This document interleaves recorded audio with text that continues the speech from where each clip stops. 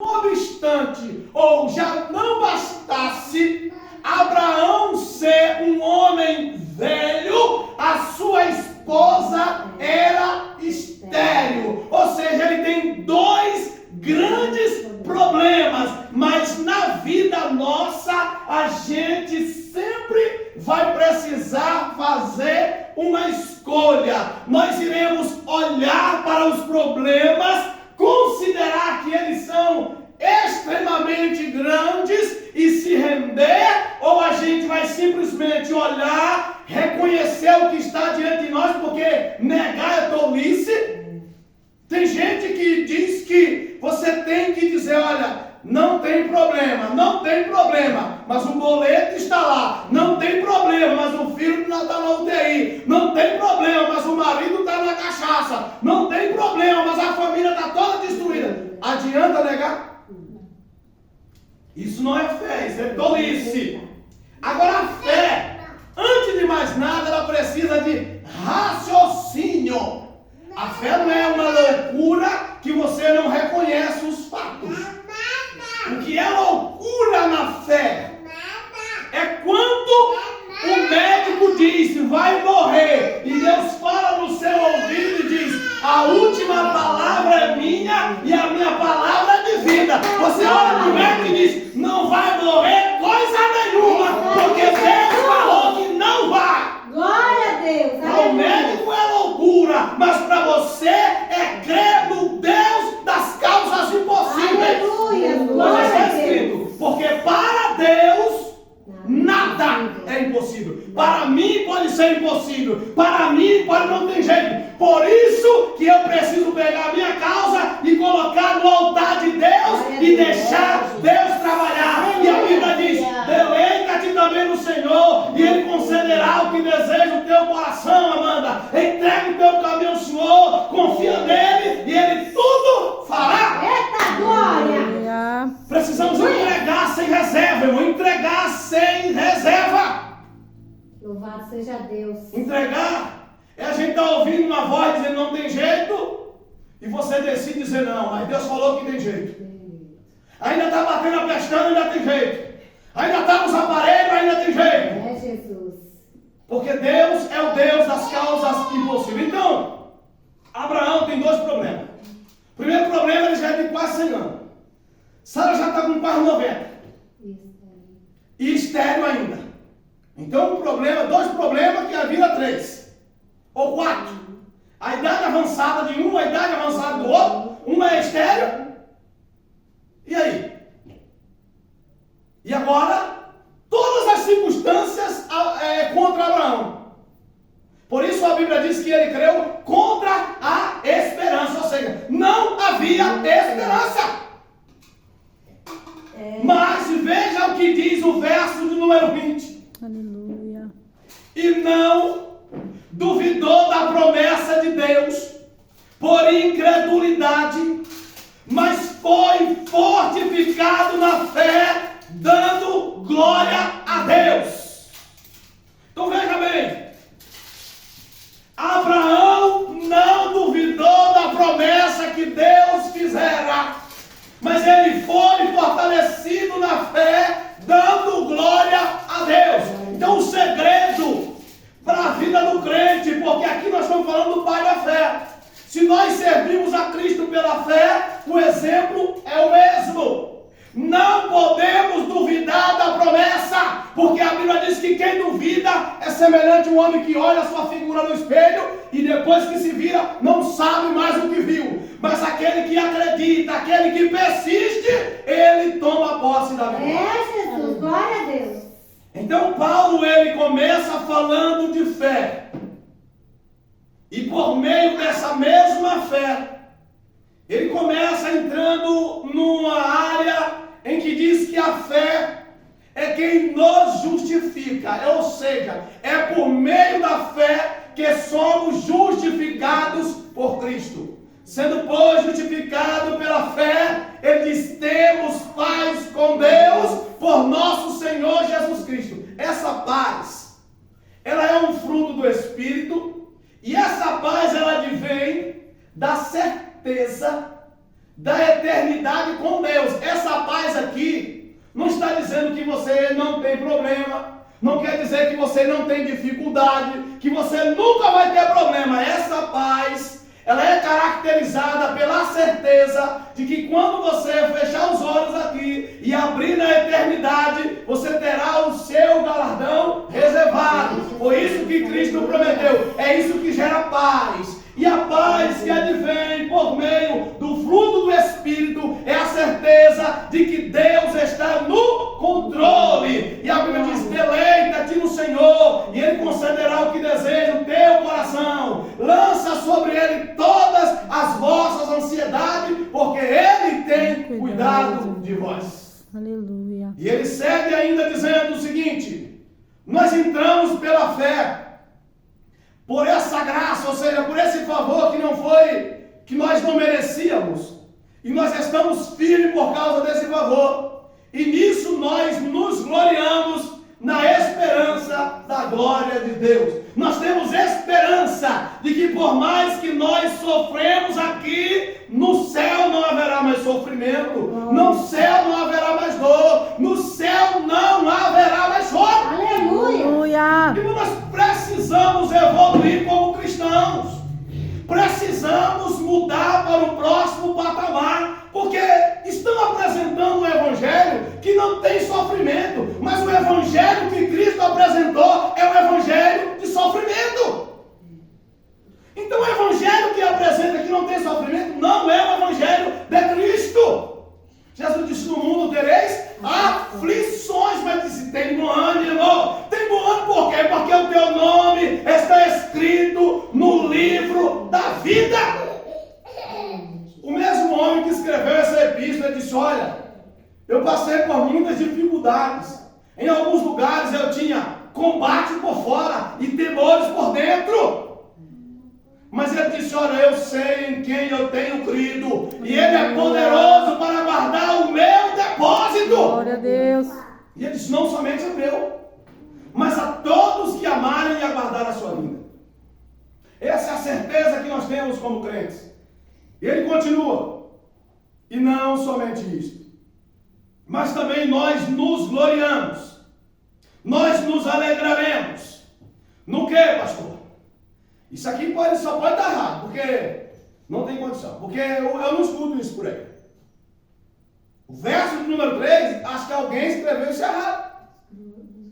Ele diz: olha, eu me alegrarei. Esse gloriar-se. Sabe quando a pessoa se gloria? É quando ele se acha na vantagem.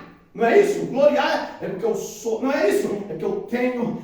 Enfim. Agora, olha o que Paulo está dizendo. Olha do que Paulo está se gloriando. Sabe por que eu estou me gloriando? Porque eu tomei várias chibatadas dos judeus. Se você pegar os textos que estão lá de 1 Coríntios para frente, quando ele cita esse fato, é como se ele estivesse dizendo isso. Ele diz: ó, eu estou me gloriando, me exaltando, sabe no quê?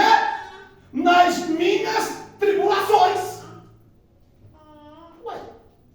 Não é nas mansões, não é nos carrões, não é nas viagens de aviões para a Europa, para o parque da Disney, para o Beto Carreiro World, para os vários parques temáticos que existem no país e no mundo. Não. Ele disse: eu estou me gloriando nas tribulações. Agora, irmão, para a gente se alegrar em algo, para se gloriar em algo, a gente precisa ter uma base. E essa base precisa ser sólida, porque o crente, ele não acredita por acreditar. Existe uma razão por que nós acreditamos. E existe uma razão pela qual nós estamos aqui hoje. E ele diz assim, ó, pelo quê? A tribulação, ela produz algo. A tribulação produz a paciência.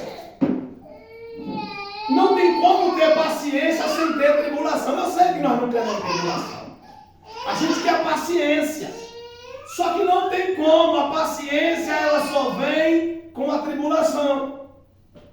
A paciência, ela vem como um fruto do Espírito. Ela vem pelo fato de nós termos passado por aflições, por tribulações, e essas tribulações passamos, quando nós exercitamos a nossa fé, quando nós cremos no Cristo que nós professamos, Ele traz os seus frutos, desenvolve em nós o seu caráter e a gente adquire a paciência. Você vê um crente maduro na fé? Um crente maduro na fé, você chega para ele e fala assim: olha, o meu filho está terrível, eu não sei o que eu faço mais. Sabe o que ela vai falar? Ela vai dizer assim: tenha calma, Deus já está trabalhando. Enquanto isso, ela está nessa calma, a irmã já está se escabelando. A irmã está quase tendo um infarto. Você sabe por que ela está nessa tranquilidade? Porque ela descobriu que não adianta desesperar, que desesperar não faz a bênção vir mais rápido. Ela aprendeu que enquanto ela espera clamando, Salmo 40. Aleluia. Ela aprendeu que o exercício da fé requer a paciência, a perseverança. Então ela já não quer arrancar mais os cabelos, porque ela sabe que dá trabalho nascer outro cabelo, principalmente depois de uma certa idade. Então agora já não arranca cabelo, ela já não se levanta com tanta velocidade, ela fica tranquila, porque agora a certeza da vitória, do Deus que ela serve, que traz para ela a vitória, gerou nela a paciência. E agora ela está zen. Mas não é porque ela não tem problema, é porque ela agora aprendeu a administrar. Administrar o quê? As suas emoções. Ela agora não quer mais guerrear. Ela agora não quer guerrear falando, muquetando. Ela não quer pegar na garganta de ninguém. Ela já aprendeu o caminho da bênção. Ela já aprendeu como agir. E aí a Bíblia diz o seguinte, ó: a paciência, ela produz a experiência. Veja, uma pessoa que ela é paciente, ela tem uma razão pela qual ela adquiriu. E foi a tribulação. A tribulação fez ela paciente. Essa paciência dela veio pelas experiências que ela passou. E, consequentemente, isso que ela passou dá-se o nome de experiência. Agora, para adquirir experiência, você já cometeu muitos deslizes. Por quê? Porque você não sabia o que tinha que ser feito, ou você negligenciou o que tinha que ser feito. Aí quando você chega lá na frente, que passou por tudo isso, você fala assim: eu poderia ter ficado calado. Eu poderia ter ficado calada. Se eu não tivesse falado, eu não teria que ir me desculpar, porque eu falei demais, agredi nas palavras, e agora o Espírito Santo mandou eu pedir desculpa. Mas foi ele que estava errado, mas agora tu errou de 2 vezes, e agora teve que voltar e pedir desculpa. Por quê? Porque não soube ter paciência. Agora vem. E a experiência, ela traz esperança. Agora, por que a esperança? Porque ela já passou pela tribulação. Porque ela, através da tribulação, ela adquiriu a paciência. E a paciência gerou a ela experiência. Ela agora sabe como é que a coisa funciona. Ela sabe que não adianta gritar. Não adianta espernear. Não adianta fazer drama. Porque Deus não está nem aí para drama. Não adianta dar um de criança mimada, que ele vai deixar espernear até cansar, até perder o fôlego. Quando perder o fôlego, que ficar quietinho. Aí ele vai lá e diz: agora é a minha hora. Quando a gente achar que ele nem está nem aí mais, ele fala: agora eu vou agir. Porque ele não atua no nosso desespero. Existe um tempo determinado para todo o propósito debaixo do céu. E ele age para nos modelar, para nos transformar no vaso que ele almeja que nós nos tornemos para ele usar. Glória a Deus. Como foi dito aqui hoje, deixa eu te usar, mas para ele usar-nos, ele precisa primeiro nos modelar. E o processo de modelagem dói. dá trabalho. E quanto mais você se debate, mais ele precisa amassar. Então é melhor se render, porque ele sabe o que está fazendo. A experiência, a esperança. E essa esperança, a esperança é algo tremendo, porque a esperança é o estágio final. É o estágio final porque agora você, sabe quando o estágio da esperança é quando você entra numa outra tribulação. Então por quê? É porque você já passou pela tribulação. A tribulação te passou experiência. A experiência te deu esperança. E essa não te traz confusão. Por quê? Porque o amor de Deus está derramado no seu coração. Ou seja, você já entendeu como é que Deus trabalha. E agora aqui, na esperança, você está aguardando. De volta de novo para o Salmo 40. Você está aguardando, clamando. Você está aguardando, trabalhando. Aleluia. Você está aguardando a hora certa de Deus agir. Glória a Deus. Você está com esperança porque você tem certeza que o mesmo Deus que lá no passado esteve contigo é o mesmo Deus que está contigo agora. E em vez de você agora dizer, Deus, para quê? Você vai dizer, Senhor, o que o Senhor quer me ensinar com isso, com essa prova, com essa dificuldade? O que é que eu preciso enxergar que eu não estou enxergando? Porque a prova é para nos modelar. Se tem alguém que está nos causando desamor, o problema não é ele. O problema é nós. Porque Deus quer nos modelar. E pastor, aí o outro? Aí é outro caso. Porque a vez dele vai chegar. A vez dela vai chegar. Só que aí é uma outra história. O lapidar dele, o lapidar dela é de um outro jeito, é de uma outra forma, é num outro tempo. Deus sabe como trabalhar com cada um de nós. Às vezes, irmão, a gente... Já viu aquela frase, não se pode bater em cão morto? Eu te pergunto, qual é a graça que tem de você entrar numa luta corporal com alguém que sabidamente você reconhece que ele não tem como, ainda que reaja, te vencer? Não tem graça, não tem jeito, não tem sentido. Agora a gente olhando com nossa mente, analisando com a nossa mente humana a falha, a gente consegue chegar a essa conclusão. Você imagina Deus? Você acha que Deus vai perder tempo em amassar um barro que não aguenta nem sonhar com o orvalho da água? Não. Ele primeiro vai fazer o processo inverso. Ele vai deixar o tempo passar. Vai proporcionar que essa pessoa esteja forte, né? Robusto.